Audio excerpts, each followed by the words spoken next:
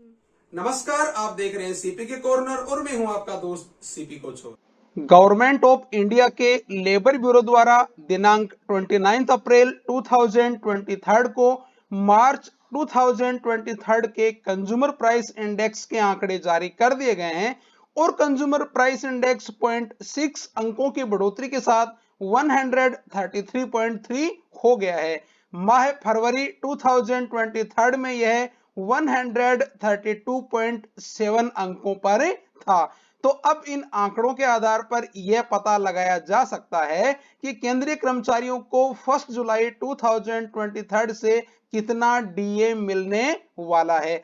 जैसा कि कुछ लोग 5% की बढ़ोतरी के साथ डीए 47% होने का अनुमान लगा रहे हैं, तो क्या सच में ऐसा होने वाला है या मामला कुछ और ही होगा? तो बने रहिए सीपी के कॉर्नर के साथ। और हाँ, अगर आपने सीपी के कॉर्नर अभी तक भी सब्सक्राइब नहीं किया है, जल्दी से कर लीजिए ताकि सीधी और सरल भाषा में फैक्ट के साथ वीडियो सबसे पहले पहुंचे आपके पास। आइए मिलकर शुरू करते हैं।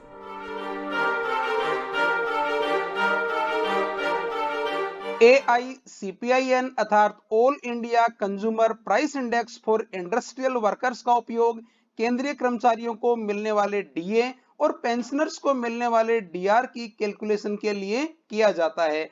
AICPIN को सीपीआई यानी कंज्यूमर प्राइस इंडेक्स के नाम से भी जाना जाता है। लेबर ब्यूरो द्वारा हर माह जारी किए जाने वाले इन आंकड़ों के आधार पर ही केंद्रीय कर्मचारियों को मिलने वाला डीए और पेंशनर्स को मिलने वाला डीआर निर्धारित होता है। आइए एक बार संक्षिप्त में समझते हैं कि केंद्रीय कर्मचारियों के डीए की कैलकुलेशन कैसे की जाती है। पहले स्टेप में जिस महीने से आप डीए की कैलकुलेशन करना चाहते हैं, उसके ठीक पहले 12 महीनों के कंज्यूमर प्राइस इंडेक्स के आंकड़ों का आपको टोटल करना है।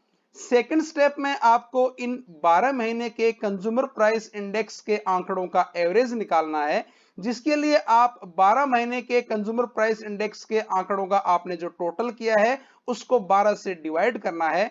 थर्ड स्टेप में ए का मान निकालना है। इसके लिए आपने जो एवरेज कंज्यूमर प्राइस इंडेक्स निकाला है उसको 2.88 से मल्टीप्लाई करना है और इसके बाद दिए गए फॉर्मूले में ए का मान रख देना है।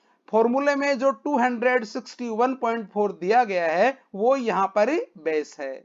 आइए एक बार जुलाई 2022 से कंज्यूमर प्राइस इंडेक्स के आंकड़ों पे एक नजर डाल लेते हैं। जुलाई 2022 में कंज्यूमर प्राइस इंडेक्स 129.9 था। इसके बाद में अगस्त, सितंबर और अक्टूबर 2022 में कंज्यूमर प्राइस इंडेक्स के आंकड़ों में बढ़ोतरी हुई है। नवंबर में यह अक्टूबर के समान ही 132.5 रहा है, लेकिन दिसंबर 2022 में यह 0.2 अंक गिरकर 132.3 रह गया। लेकिन जनवरी में इसमें फिर बढ़ोतरी हुई, लेकिन फरवरी 2023 में यह 0.1 अंक गिरकर 132.7 अंक रह गया। लेकिन मार्च 2023 में इसमें 0.6 अंकों की बढ़ोतरी हुई है और यह 133.3 अंक हो गया है।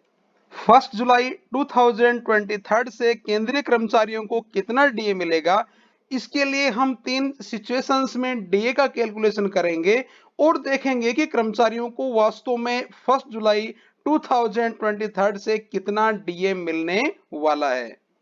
पहली सिचुएशन है कि all India consumer price index में मार्च 2023 के बाद कोई बढ़ोतरी नहीं हो, अर्थात मार्च 2023 में जितना कंज्यूमर प्राइस इंडेक्स रहा है, अप्रैल, मई और जून 2023 में भी उतना ही रहे, तो केंद्रीय कर्मचारियों को 1 जुलाई 2023 से कितना डीए मिलने लगेगा।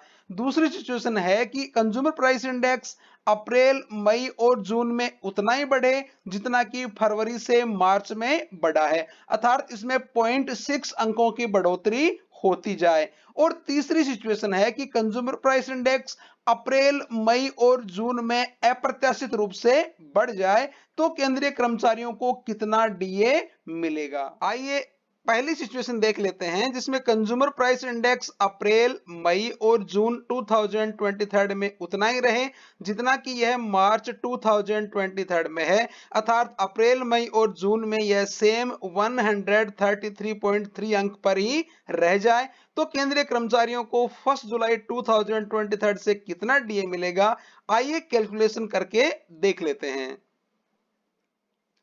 इस प्रकार यदि हम फर्स्ट सिचुएशन के लिए डीए की कैलकुलेशन करें तो डीए 45.74% आ रहा है।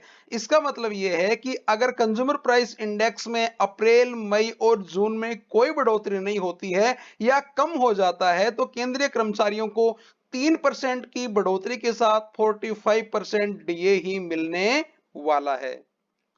आइए दूसरी सिचुएशन के लिए कंज्यूमर प्राइस इंडेक्स टेबल पर नजर डाल लेते हैं जिसमें अप्रैल, मई और जून 2023 में कंज्यूमर प्राइस इंडेक्स उतना ही बढ़े जितना कि फरवरी से मार्च में बढ़ा है, अर्थात 0.6 अंकों की इसमें बढ़ोतरी हो। अप्रैल में यह 133.9 हो जाए, मई में यह 134.5 हो जाए और जून में 135.1 हो जाए तो केंद्रीय कर्मचारियों को 1 जुलाई 2023 से कितना डीए मिलने लगेगा, आइए इसकी कैलकुलेशन कर लेते हैं। दूसरी सिचुएशन में अगर हम डीए का कैलकुलेशन करते हैं तो ये 46.08% आ रहा है, अर्थात यदि कंज्यूमर प्राइस इंडेक्स में उतनी बढ़ोतरी हो जितनी कि फरवरी से मार्च 2023 में हुई है अप्रैल, मई और जून के महीने के लिए, तो केंद्रीय कर्मचारियों को 1 जुलाई 2023 में 46.08 अर्थात 4% की बढ़ोतरी के साथ 46% डीए मिलने की पूरी संभावना है। आइए तीसरी सिचुएशन के लिए कंज्यूमर प्राइस इंडेक्स पे एक नजर डाल लेते हैं कि अप्रैल, मई और जून 2023 में कंज्यूमर प्राइस इंडेक्स में अप्रत्याशित रूप से बढ़ोतरी हो जाए, अर्थात अप्रैल, मई और जून में यह 2 अंक बढ़ जाए, अर्थात अप्रैल में 135.3 हो जाए, मई में 137.3 हो जाए और जून में अगर यह 139.3 हो जाए तो केंद्रीय कर्मचारियों को 1 जुलाई 2023 से कितना डीए मिलेगा, आइए डीए का कैलकुलेशन करके देख लेते हैं। थर्ड सिचुएशन में अगर हम डीए का कैलकुलेशन करें तो यह 46.84% आ रहा है, अर्थात यदि अप्रैल, मई और जून में कंज्यूमर प्राइस इंडेक्स में 2 अंकों की बढ़ोतरी भी हो जाए तो भी 4% की बढ़ोतरी के साथ 1 जुलाई 2023 में केंद्रीय कर्मचारियों को 46% डीए ही मिलने वाला है।